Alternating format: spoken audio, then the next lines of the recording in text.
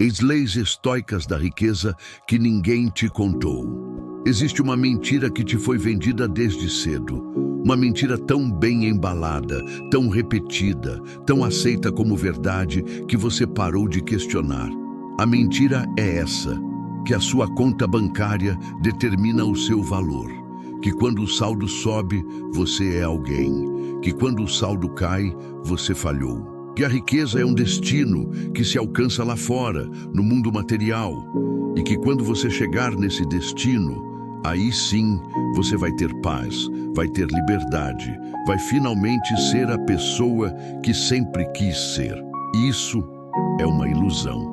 E enquanto você acreditar nela, o dinheiro vai continuar sendo o seu senhor, não o seu servo. Os estoicos entenderam isso há mais de 2000 anos. Sêneca, um dos homens mais ricos de Roma, escreveu algo que a maioria das pessoas lê sem entender.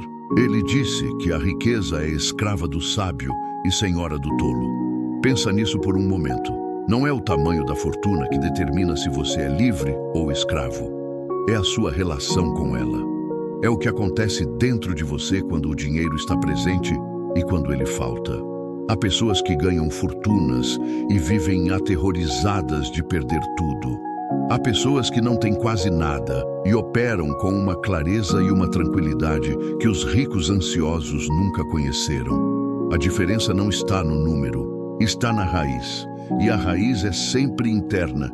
Pensa numa árvore frutífera no meio do verão. Ela não corre atrás dos próprios frutos. Não acorda ansiosa se perguntando se esse ano as frutas vão aparecer. A árvore simplesmente cuida do que é invisível, fortalece as raízes, absorve o que o ambiente oferece. E os frutos não são o objetivo, são a consequência natural de raízes saudáveis. Com a riqueza, funciona exatamente assim. A maioria das pessoas passa a vida tentando pregar frutos num galho podre. Se acorda com preocupação, toma decisões com medo e deita com ansiedade. E esse estado mental de escassez não depende do saldo bancário. É uma prisão que você carrega por dentro, independente de quanto tem na conta. O primeiro trabalho, então, não é ganhar mais. É construir uma estrutura interna que seja capaz de sustentar o que vier.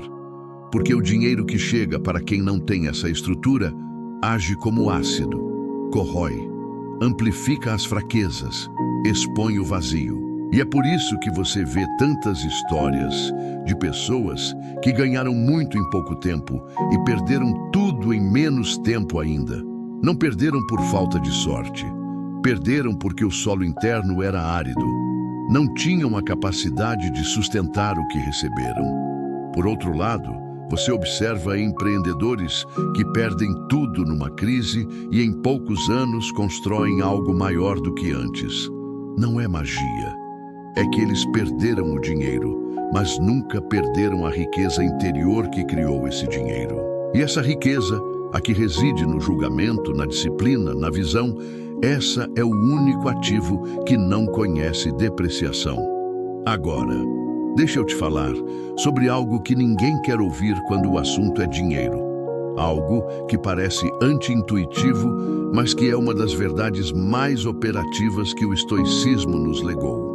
Quanto mais você precisa emocionalmente de uma quantia específica na conta, mais essa quantia te escraviza mesmo que você a possua. O apego gera desespero. E o desespero é a mãe de todas as más decisões financeiras. Sêneca praticava algo que ele chamava de pobreza voluntária. Periodicamente ele abria mão das roupas finas, comia os alimentos mais simples, dormia em superfícies duras, não por masoquismo, por treinamento de liberdade. Ele queria provar para si mesmo que a sua felicidade e a sua paz mental não eram reféns das posses. Um homem que sabe que pode sobreviver e ser feliz com o básico é um homem que ninguém pode chantagear. É um homem que o mercado não consegue quebrar emocionalmente. A maioria das pessoas hoje é escrava do seu próprio salário antes mesmo de recebê-lo. Mantém empregos que drenam a alma, aceita acordos injustos, permanece em ambientes tóxicos porque a identidade delas está amarrada ao fluxo de dinheiro. Elas não possuem o dinheiro as possui. E quando você aprende a separar quem você é do que você tem, algo extraordinário acontece. Você para de jogar para não perder e começa a jogar para ganhar. A clareza que surge quando você não tem medo de que o saldo caia te permite enxergar oportunidades que a pessoa desesperada nem consegue perceber. Mas há ainda uma lei que vai mais fundo do que tudo isso, e ela tem a ver com o tempo. Se existe um erro que tanto quem não tem nada quanto quem tem tudo comete, é a incapacidade de distinguir entre o que pode ser recuperado e o que se foi para sempre. O dinheiro é um recurso que flui, se perde, se investe, se recupera. O tempo é uma linha que segue em apenas uma direção.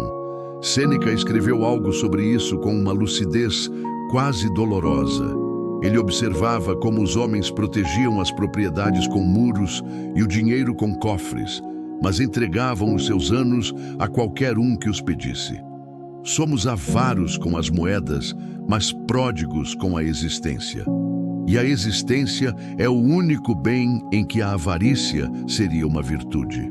A verdadeira riqueza não se mede pelo tamanho das posses, mas pela soberania sobre as horas. Ser rico sem ser dono do seu tempo é ser prisioneiro numa cela de ouro. E quantas pessoas vivem exatamente assim? Ganham bem, consomem muito, trabalham sem parar para sustentar um estilo de vida que não as satisfaz, para impressionar pessoas das quais não gostam, com dinheiro que ainda não têm. Cada objeto que você compra não tem o preço da etiqueta. Tem o preço dos dias de vida que você entregou para conseguir esse dinheiro. Quando você enxerga dessa forma, a relação com o consumo muda completamente. Em toda decisão de compra, a pergunta não deveria ser se você pode pagar. A pergunta deveria ser se esse objeto merece a fatia da sua vida que você está entregando por ele. E na maioria das vezes, quando você se faz essa pergunta com honestidade, a resposta vai te surpreender. Agora, o estoicismo também faz uma distinção fundamental que confunde muita gente. Existe uma diferença enorme entre controle estratégico e avareza. A avareza nasce do medo da escassez. O controle estratégico nasce do respeito pela própria energia vital. Quando você gasta dinheiro em algo que não agrega valor real ao seu crescimento, não está perdendo apenas moedas, está desperdiçando o esforço e o tempo que custou ganhar esse dinheiro. É um ato de deslealdade com você mesmo. Marco Aurélio, apesar de ter à disposição os tesouros de todo o Império Romano, vivia com uma sobriedade que desconcertava os que o rodeavam. Não porque o luxo fosse mau em si mesmo, mas porque ele entendia que cada necessidade artificial que criamos é uma nova corrente que limita a nossa liberdade. A distinção que o estoicismo propõe é simples na teoria e brutal na prática. Você gasta para alimentar o ego ou para fortalecer a essência? O ego gasta para ser visto, para se comparar, para encaixar em padrões que outros definiram. A essência investe para ser mais capaz, mais saudável, mais livre. E aqui chegamos ao que talvez seja a lei mais importante de todas, a mais violada, a mais ignorada, a mais necessária. A riqueza como consequência, não como fim. O erro trágico da maioria é passar a vida inteira correndo atrás do dinheiro como se ele fosse uma entidade externa e caprichosa, sem compreender que o sucesso material é o subproduto natural da pessoa em que você se torna e do valor real que você é capaz de colocar no mundo. Os estoicos tinham uma metáfora para isso: o arqueiro sábio. O arqueiro coloca toda a atenção em tensionar o arco corretamente, em escolher a flecha mais reta, em apontar com concentração absoluta. Quando a flecha sai da mão, o resultado depende também do vento e de fatores que ele não controla. Mas é exatamente essa dedicação total ao processo que maximiza as chances de acerto. Se o arqueiro se obseda com o alvo antes de soltar a corda, as mãos tremem e ele erra. Nas finanças, se você se obseda com o número antes de construir o valor, a execução fica medíocre e a riqueza te desvia. A riqueza é a sombra da virtude. Se você caminha em direção à luz da excelência, a sombra te acompanha sem que você precise virar a cabeça para confirmar. E essa mudança de foco liberta de uma forma que nenhuma quantia de dinheiro consegue. Você para de negociar cada decisão com o mundo inteiro. Para de agir por desespero. Começa a agir por direção. E quem age por direção atrai resultados que quem age por desespero nunca consegue alcançar, não importa o quanto se esforce. Existe também uma dimensão do silêncio nessa equação que pouquíssimas pessoas compreendem. Vivemos numa época que criou uma doença invisível, mas devastadora. A necessidade de que o mundo seja testemunha da nossa fortuna para que ela se sinta real. Acreditamos que se um resultado não é publicado, não foi conquistado. Que se uma meta alcançada não recebe o aplauso de estranhos, não tem valor.